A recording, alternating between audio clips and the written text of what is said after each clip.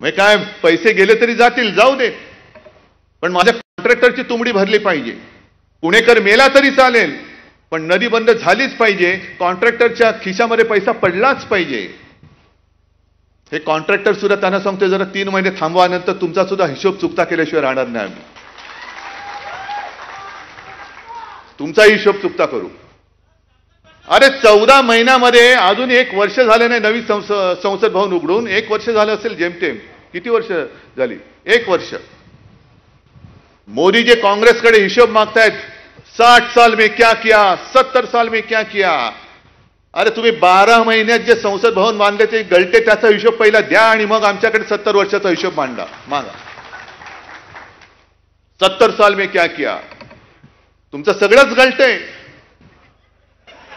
ना. म्हणजे जे बांधलंय ते मी बोलतोय. काय शब्द अर्थाचा अनर्थ करू नका. बाकी कुठे मी काही पाहिलेलं नाही. पण संसद भवन गळते, राम मंदिर गळते, पेपर लीक होत आहेत. सगळं गळती सरकार. याला म्हणायचं नाही तर दुसरं कोणतं आहे? हे गळती सरकार आहे. आणि पुणेकरांना सुद्धा मी विचारतोय की गेल्या 10 वर्षापूर्वी जे काही पुणे होतं आणि ज्या एका विश्वासाने, तेव्हा आमचं सुद्धा पाप आहे, आम्ही सुद्धा यांना पाठिंबा दिला होता, हिंदुत्वाच्या वेडापायी दिला होता. मग 10 वर्षापूर्वीचं पुणे अधिक चांगलं होतं की हे सगळं बट्ट्याबोळ झालेलं पुणे अधिक तुम्हाला चांगलं वाटते? ह्याचं उत्तर द्या. आणि मग तू तरी राहशील तर मी तरी राहीन, होऊन जाऊ दे, काही असेल. आता काय तुम्ही काय बोललात? खड्ड्याचं पुणे झालंय. सगळीकडेच खड्डे खड्डे, मुंबईत सुद्धा खड्डे.